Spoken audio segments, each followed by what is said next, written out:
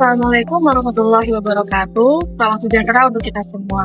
Perkenalkan, nama saya Dela Nanda Lukiana SMMG dari Program Studi Manajemen Fakultas Ekonomi dan Bisnis Universitas Jana Badra.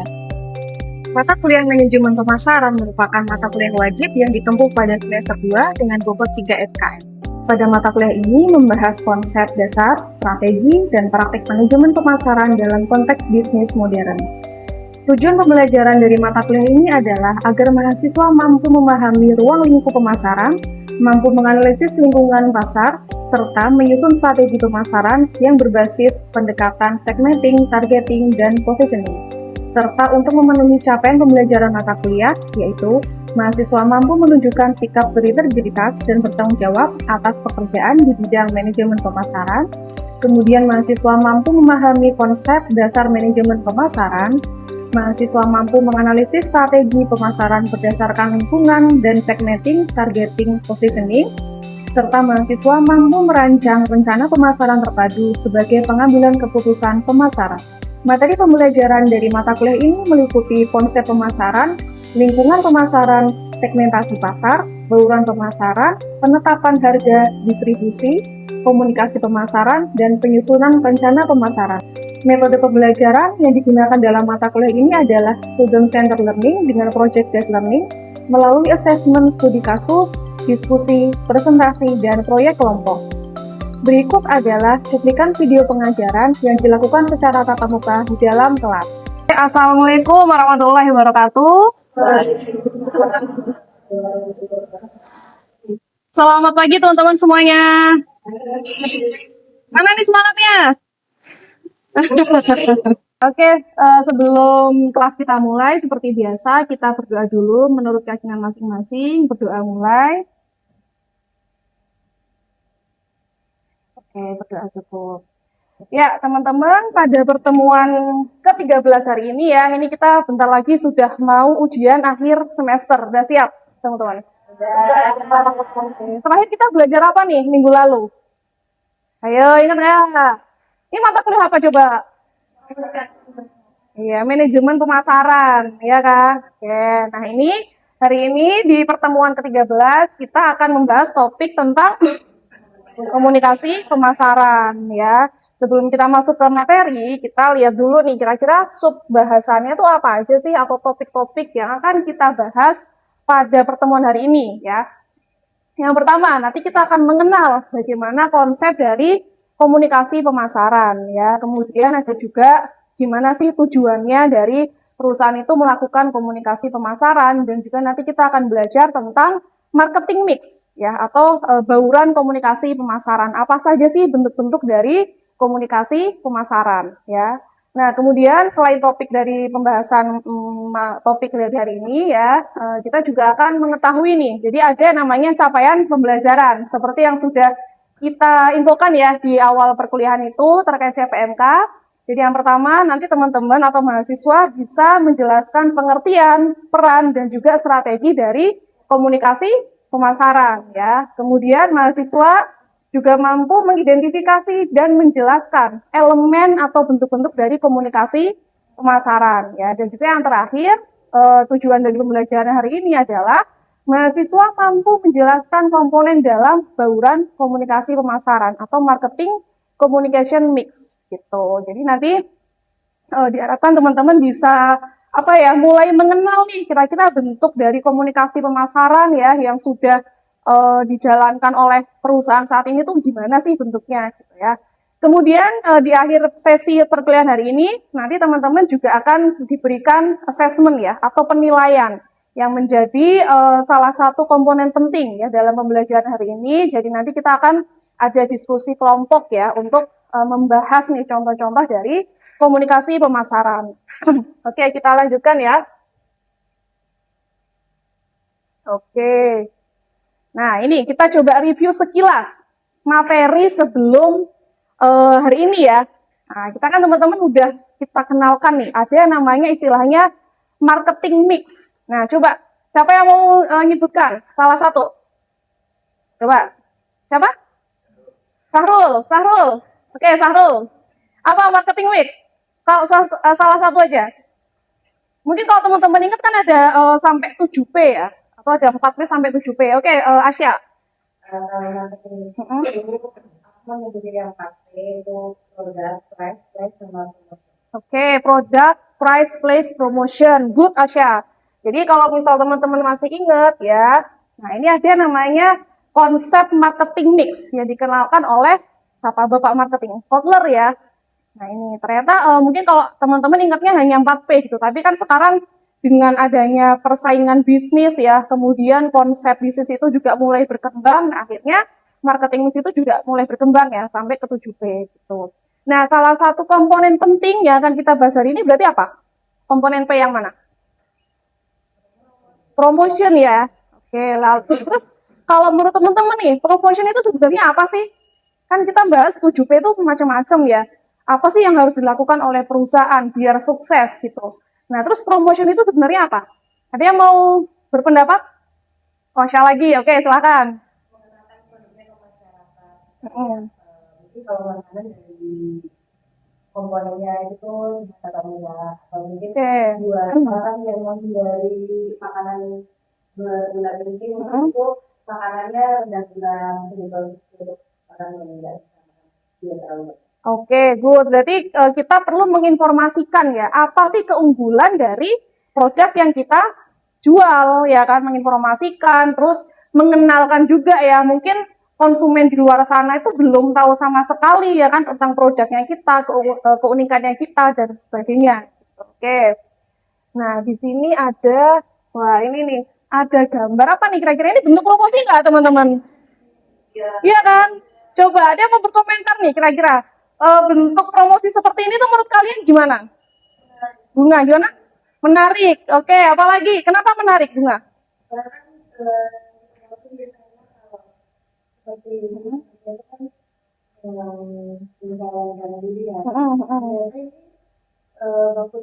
Iya, oke. Jadi ini pakai template-nya caleg-caleg ya. Ya mungkin teman-teman lihat di pinggir jalan itu coblos nomor sekian gitu. Nah ini ternyata nyoblosnya suruh ke warung pecel lele ya kan. Oke, menarik. Nah, apalagi kira-kira kalau kalian nih bisa lewat di pinggir jalan, apa yang kalian tengok dari iklan seperti ini? Apa coba? Bikin penasaran kah? Ya, bikin penasaran ya. Mungkin penjualnya juga humoris seperti konsep iklannya ya kan. Atau mungkin kalau kita habis mampir makan di warung pecelnya si ibu ini, si Wahyuni ini ya, kita jadi happy gitu misalnya ya. Jadi ini salah satu bentuk komunikasi pemasaran juga ya teman-teman. Ada komponen apa aja kira-kira di sini? Di poster ini nih. Apa? Komponen apa aja? Apa yuk Pak sekarang? Menu, oke. Nama pemilik, oke. Tagline-nya, betul. Alamat ya, oke, alamat. Info produk ya, alamat. Apalagi kira-kira?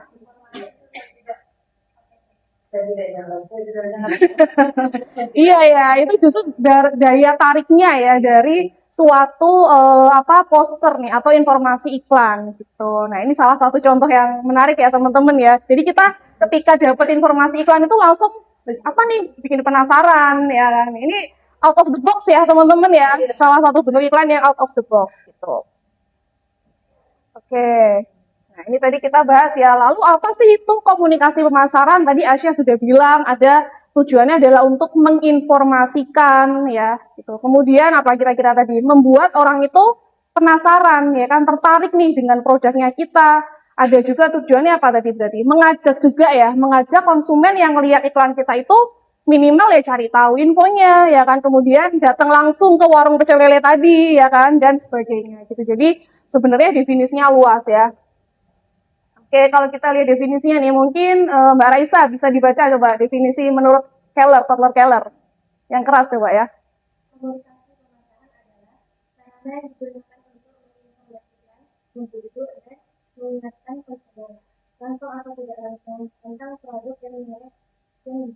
Oke, jadi ini ada 3 komponen penting ya teman-teman ya. Ada apa aja?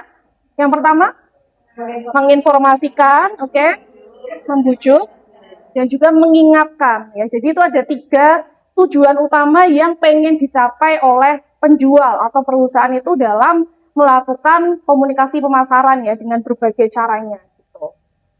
Nah, ini mungkin bentuk tujuan ya atau apa sih yang pengen dicapai ya secara luas. Ternyata nggak cuma menginformasikan aja ya, tapi ada juga tujuan lain, misalnya untuk membangun citra perusahaan ya kan. Kita misalnya kenal nih perusahaan-perusahaan itu mereka juga pengen membranding sebagai perusahaan yang punya kegiatan yang positif, misalnya ya lewat publisitas. Kemudian ada tujuan untuk hubungan, ya hubungan jangka panjang. Penting nggak kita untuk mengelola hubungan jangka panjang dengan konsumen? Penting ya. Kenapa tuh? Loyalitas. Oke, tujuan yang dicapai adalah pengen membangun konsumen yang loyal ya, yang pengen nempel terus nih sama produknya kita gitu. Makanya kita perlu menjaga komunikasi pemasaran gitu. Oke, nah kita lanjutkan ya teman-teman ya. Jadi tadi menurut definisinya Kotler ya, ada 3 komponen utama dalam komunikasi pemasaran. Information ya, tadi di dalam poster pecel lele, info apa yang disampaikan? Menunya, ya kan? Terus alamatnya, lokasinya, ya. Kemudian misalnya nanti ada promo-promo yang lain, ya kan? Atau mungkin kalau di dalam produk itu kan ada kandungan gizinya dan segala macam gitu ya, cara pembuatannya gitu. Kemudian ada persuasing atau apa tadi? Membujuk, mengajak, ya. Biasanya kan ada kata-kata yang di dalam komunikasi pemasaran itu yang membuat konsumen itu bikin penasaran ya. Ada kalimat ajakan gitu. Misalnya, ayo promonya akan berakhir sampai dengan malam ini, misalnya kayak gitu. Jadi ada bujukan ya dari perusahaan kepada konsumen, ya kan. Kemudian ada tujuannya yaitu reminding ya atau mengingatkan. Nah, ini biasanya adalah pesan-pesan komunikasi pemasaran ya sifatnya itu untuk menjaga hubungan jangka panjang dengan konsumen, ya kan. Misalnya kayak perusahaan itu mengirimkan katalog produk kepada konsumen itu tiap seminggu sekali gitu. Jadi kan konsumen ketika akan butuh suatu produk ya lalu ingat terus ya sama keberadaannya produk tersebut gitu lewat reminder-reminder dari pesan komunikasi pemasaran gitu. Nah, selanjutnya ada elemennya ya teman-teman. Kalau di dalam komunikasi itu pentingnya ada siapa aja kira-kira? Dimulai dari mana? Kalau kita lihat dari bagian ini. Sumber ya. Sumbernya apa nih kira-kira? Penjual ya kan, penjual tadi punya produk yang pengen dikenalkan kepada konsumen gitu kan, terus juga dikirimkan oleh tim komunikasi pemasarannya ya atau tim marketing communicationnya. Kemudian penerima siapa di sini? Ada konsumen ya kan. Medianya apa kira-kira? Digital marketing. Oke, ada apa lagi? Apa? Apa? Buzzer. Apa? Apa? Pasar. Oh, ala pasar. Oke, mungkin bisa tatap muka ya di pasar ya. Oke, ada apa lagi kira-kira? Masih sering nonton TV nggak teman-teman? Stasiun TV ya, kan biasanya kalau ada iklan gitu kan, atau mungkin teman-teman yang orang tuanya masih seneng nonton sinetron nih. Nah, itu biasanya ada product replacement istilahnya. Ya nggak? Kadang misalnya di dalam sinetron itu ada adegan tiba-tiba makan rumah Malkis Abon, kayak gitu kan ya. Nah, itu konsepnya di dalam marketing communication itu adalah product placement. Jadi menempatkan produk di dalam suatu adegan film gitu ya. Gitu.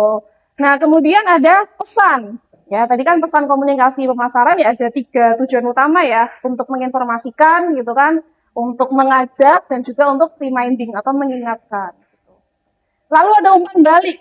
Nah, kira-kira apa umpan balik yang diharapkan oleh komunikator atau oleh perusahaan dalam hal ini? Review, oke, good. Apa lagi? Respon berupa review ya, review terhadap iklan, review terhadap produknya, ya, apalagi kira-kira? Repeat order, oke, atau mungkin membeli pertama kali juga ya, termasuk respon yang positif dalam hal ini gitu. Jadi seluruh elemen di sini tuh perlu dipenuhi ya oleh pemasar atau perusahaan itu dalam hal mengoptimalkan komunikasi pemasarannya mereka, ya kan. Kalau perusahaan cuma punya produk tapi nggak tahu media yang digunakan, percuma, ya kan. Mereka nggak akan bisa mengenalkan produk dengan optimal seperti itu. Nah, ini tadi terkait dengan umpan balik ya atau responnya. Kita pasti berharapnya respon yang mana nih? yang positif ya kan. Tadi misalnya dengan memberikan review ya, repeat order, kemudian misalnya merekomendasikan produk kita kepada orang lain. Nah, itu juga salah satunya adalah respon yang positif. Dan di balik itu atau apa namanya? Di lain hal ya, kita juga perlu menghindari dari respon yang negatif ya. Makanya dalam komunikasi pemasaran itu ya perlu ya untuk memperhatikan etika-etika dalam komunikasi juga gitu. Nah, ini salah satu bentuk respon positif ya. Misalnya untuk mendorong adanya respon positif itu adalah dengan call to action ya. Di sini call to action itu yang mana kira-kira? Ya, yang ini ya, aktifkan sekarang gitu. Jadi ada komponen di dalam pesan komunikasi pemasaran itu yang harus sifatnya itu apa? Mengajak ya, mengajak ke dalam sebuah action atau aksi, ya kan? Aktifkan sekarang gitu. Atau misalnya ini ya beberapa contoh CTA atau call to action. Download sekarang, beli sekarang, check out sekarang dan macam-macam ya. Nah, ini salah satu elemen penting juga nih di dalam komunikasi pemasaran ya untuk menciptakan respon atau aksi yang positif itu tadi gitu. Ada yang mau ditanyakan sampai sini? Aman ya berarti ya, masih bisa mengikuti ya teman-teman ya. Oke, kalau gitu tadi CPNK yang pertama ya tujuannya kita mengenal ya kan konsep dari komunikasi pemasaran. Gitu. Kemudian kita mengenal juga elemen-elemen dalam proses komunikasi pemasaran. Nah, yang terakhir teman-teman kita akan mengenal lagi nih bentuk dari bauran komunikasi pemasaran atau marketing communication mix. Ya, tadi kalau kita di awal sudah mendiskusikan ada konsep marketing mix, ada beberapa P yang macam-macam tadi ya. Nah, ternyata promosi itu ada baurannya lagi, teman-teman. Ya kan, atau dalam hal ini gampangnya tuh kita mengenal bentuk-bentuk komunikasi pemasaran yang lazim digunakan atau dilakukan oleh perusahaan ya kan dalam mengenalkan produk kepada konsumen gitu. Nah, ini ada siapa nih? Coba kita putar ya. Baru itu. Hidup dalam mimpi, namanya juga boy, manis, lihat mata, manis. Ya. Daripada bisa lebih baik dari aku aja bisa diperhatikan. Oke, apa yang menarik dari iklan ini teman-teman? Ada yang mau berkomentar? Strategi apa nih yang dipakai sama Aqua dalam iklan ini? Tren apa Asya? Mungkin karena harganya juga mungkin aqua. Oke, jadi talentnya ya, dia punya engagement yang tinggi gitu ya. Oke, apalagi tadi ada yang berkomentar? Ada apa lagi kira-kira? Gimana? Gratis liburan, oke. Apa tuh Mbak? Oke, jadi itu ada call to action juga ya. Ketika konsumen itu ditawarkan untuk diajak membeli produk, nah nanti ada benefit lain gitu ya. Oke, ada paket gratis liburan ya dikomunikasikan lewat iklan tersebut gitu. Nah, ini salah satu bentuk iklan yang menarik ya teman-teman ya. Betul tadi kata teman-teman bahwa ketika kita memilih talent iklan itu ya harus punya daya tariknya itu sendiri ya atau engagementnya yang bagus gitu. Makanya audiens itu akan tertarik untuk melihat ya sampai selesai iklannya tersebut gitu. Nah, di sini ada beberapa ciri-ciri ya teman-teman ya dalam bentuk iklan, misalnya bentuk komunikasinya tuh yang massal ya. Jadi kalau TV kan bisa ditonton oleh semua orang ya. Kemudian ada iklan di YouTube juga dan daya jangkauannya juga cenderung luas gitu. Kemudian nih ada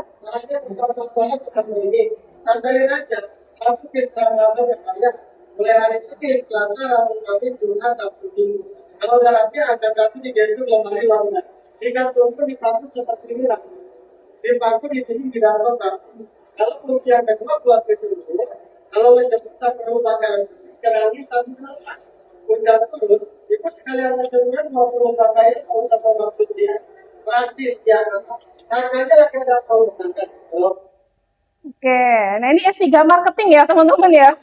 Kalau kalian perhatikan nih, apa yang menarik dari bapak-bapak di dalam video ini?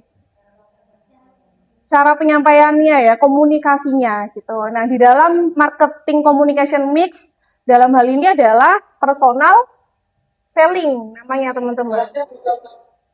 Nah, ini personal selling. Jadi, ini menjadi salah satu tantangan ya bagi perusahaan itu untuk bisa membentuk salesperson atau tenaga penjualan yang punya cara komunikasi yang unik, yang menarik ya, yang bisa membuat konsumen itu apa seneng gitu ya, nggak bosen, malah justru nggak takut ya. Kadang kan kita kalau misalnya jalan-jalan ke mall dideketin sama sales-sales kan malah menghindar ya. Tapi mungkin kalau dengan cara seperti ini ya malah apa ya bisa menarik perhatian ya, yang awalnya nggak butuh jadi butuh gitu ya, penasaran dengan produknya tersebut gitu. Jadi di dalam personal selling itu tuh ada tatap muka ya teman-teman ya. Konsumen bisa tanya jawab langsung dengan tenaga sales dan juga bisa apa memegang produknya langsung ya, atau mencari tahu informasi tentang produk secara langsung seperti itu.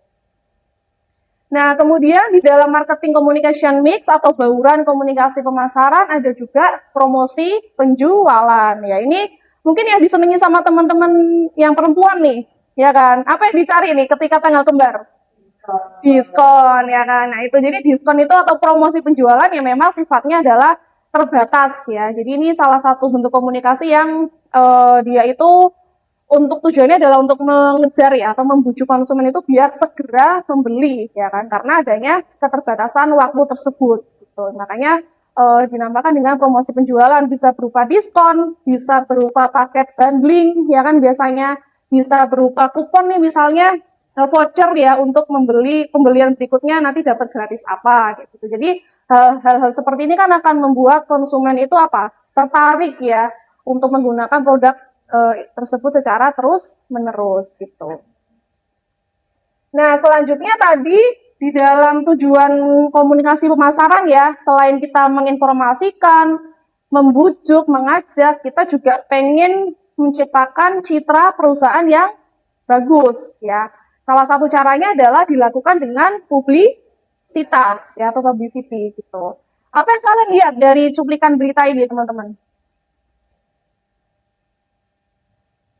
Apa nih? Siapa yang diberitakan dalam publisitas ini? Dan non Indonesia ya. Apa yang dilakukan? Dia meraih penghargaan global sama Summit 2020. Oke, good. Jadi ada penghargaan yang diperoleh oleh perusahaan ini. Jadi selain perusahaan itu gencar-gencarnya menjual produk, ya kita juga perlu nih pamer, ibaratnya ya pamer pencapaiannya perusahaan lewat publisitas ya, karena konsumen akan lebih senang terhadap perusahaan yang punya apa citra positif tadi ya, pencapaian-pencapaian yang bagus. Berarti kan dia selain profit oriented, ternyata dia juga apa punya dampak yang bagus juga terhadap sosial ya kan, terhadap lingkungan pemasaran sosial gitu. Makanya perlu juga nih dalam komunikasi pemasaran kita mengembangkan publisitas seperti itu. Nah ini, jadi dia berupa program-program tertentu untuk mempromosikan atau membentuk image yang positif ya. Tadi lewat berita, kemudian membangun hubungan yang baik juga ya dengan pelanggan, dengan memberitakan hal-hal yang baik ya. Jadi nggak cuma melulu soal jualan ya kan teman-teman, seperti itu.